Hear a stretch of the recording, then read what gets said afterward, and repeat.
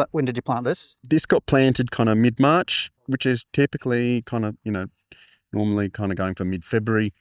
So at the moment, this paddock's probably had about 3 to the hectare for last month. Still plenty of feed in it. Prior to that, we were getting up to about 10 weaner steers to the hectare then. And we probably left, due to kind of management, we probably left them on a bit too long and it got quite short, but you can see it's bounced back pretty well in a month's time, even with stock on it. The ground cover is just tremendous.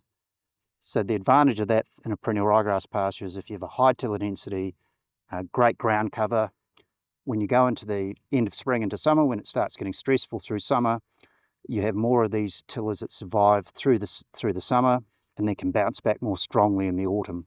And if you don't have that tiller density and the ground cover in the autumn, you start getting weed invasion. So Almonta is carefully designed to be very resilient to grazing, resistant to weed invasion, and therefore very persistent.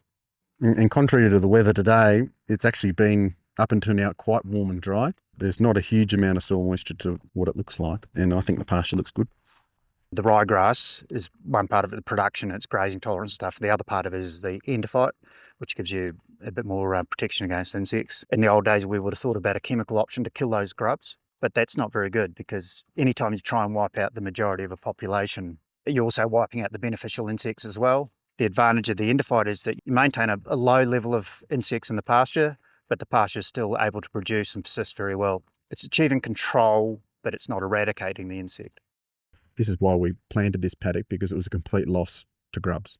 I had a neighbour comment that he thought we'd sprayed it out. And now he's driven his boss up here and he said, you should do your country up like that. And he's looked at the ryegrass and now he wants to plant the neighbouring paddock.